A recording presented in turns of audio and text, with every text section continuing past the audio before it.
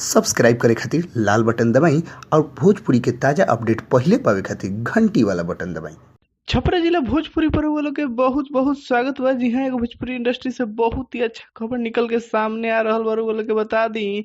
तो आज खेसारी लाल यादव के फिल्म रिलीज भइल दबंग सरकार, जोना के दर्शक काफी दिन से इंतजार करत लहन, जैसे बहुत सारा दर्शक पहुंचल वालों सिनेमा हॉल में। तो वालों के बता दी तो खुशखबरी ये बाटे कि जहाँ जहाँ ये फिल्म लागल बा तहाँ तहाँ शो हाउसफुल हो चुकल बाटे। आज के टिकट मिलल मुश्किल हो गइल बा, काहे कि लोग बहुत ज्यादा पहुंचल बा, टिकट के संख्या कम पड़ गइल बा लोग के सामने।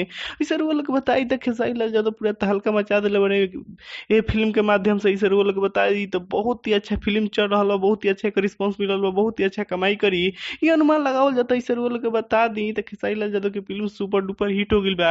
ऐसे लोग के एक बात और बता दी तो खेसारी लाल यादव की फिल्म देखे खातिर एगो खबर आ रहा बा, कोनो सिनेमा हॉल के बाहर बहुत ज्यादा भीड़ हो गई तो कुछ हंगामा भी भइल, जौन की पुलिस भी आइल तो संभाल ना पाइल, काहे कि भीड़ इतना बाटे फिल्म देखे खातिर, टिकट लेवे खातिर मारपीट भइल, लेकिन पुलिस संभाल ना पाई। इसे वो लोग इहो बता दी खेसारी लाल यादव के दीवानगी इतना बा दर्शक पर कि उनकर सारा फैन पहुंच रहा। कहीं खेसारी लाल यादव कल राते लाइव भी आई रहना, कहले रहन कि ज्यादा से ज्यादा संख्या में जाके फिल्म देखी, जे कारण दर्शक भी बहुत ज्यादा पहुंचले, बहुत अच्छा रिस्पांस देता लोग दर्शक खेसारी लाल यादव के।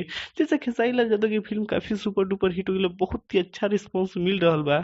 ऐसे वो लोग इहो बताई तो तत्काल अभी तक एक खबर इहे बाटे खेसारी लाल यादव की फिल्म सुपर डुपर हिट हो गई बा, हाउसफुल चल रहा बा, सारा शो हाउसफुल हो गई बाटे, कहीं कहीं हंगामा भी भइल बा टिकट खातिर। ऐसे लोग बताई तो खेसारी लाल यादव के film overall super duper hit हो चुकल बा। ऐसे ये खबर लगा। अगर ये लोग के वीडियो बहुत ही अच्छा लागल तो वीडियो को लाइक करी, शेयर करी, कमेंट करी। अगर अभी ले चैनल के सब्सक्राइब नहीं कइले तो लाल बटन दबा के चैनल के सब्सक्राइब करी, वही जब बगल में घंटी वाला बटन है ओकरो के दबाओ ना भूली, ताकि वो लोग अपडेट आसानी से मिल सको। धन्यवाद।